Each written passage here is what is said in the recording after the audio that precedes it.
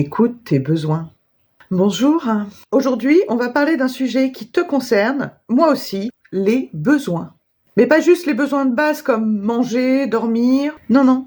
On va gratter sous la surface, là où ça pique un peu. Parce que parfois, nos besoins sont planqués sous une montagne de traumas. Oui, oui, j'ai bien dit ce mot. C'est quoi un besoin? C'est un truc universel. Genre, se sentir aimé, en sécurité, valorisé.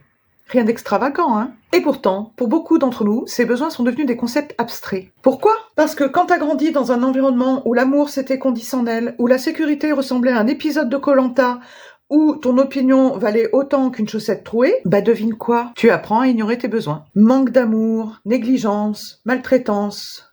Voilà une recette bien toxique. T'as appris que demander, c'est déranger. Que montrer ses émotions, c'est trop. Alors tu t'es blindé. Non merci, moi ça va. Même si tout en toi crie à l'intérieur. T'as fait de l'endurance émotionnelle ton sport préféré. Bravo. Sauf que cette médaille, elle coûte bien cher. Anxiété, fatigue chronique, ce sentiment persistant de vide. Mais au moins, t'es fort, non? Indice. Non.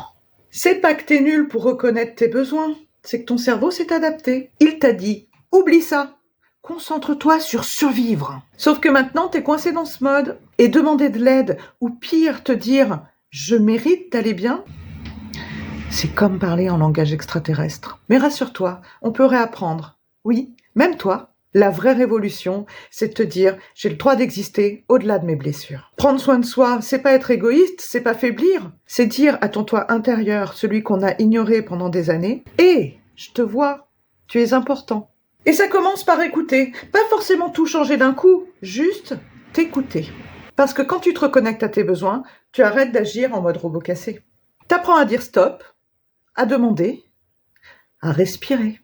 Et là, tu verras, ton cerveau arrêtera de t'envoyer des signaux SOS toutes les 5 minutes. Tu passes de survivant épuisé à humain vivant. Magique, non?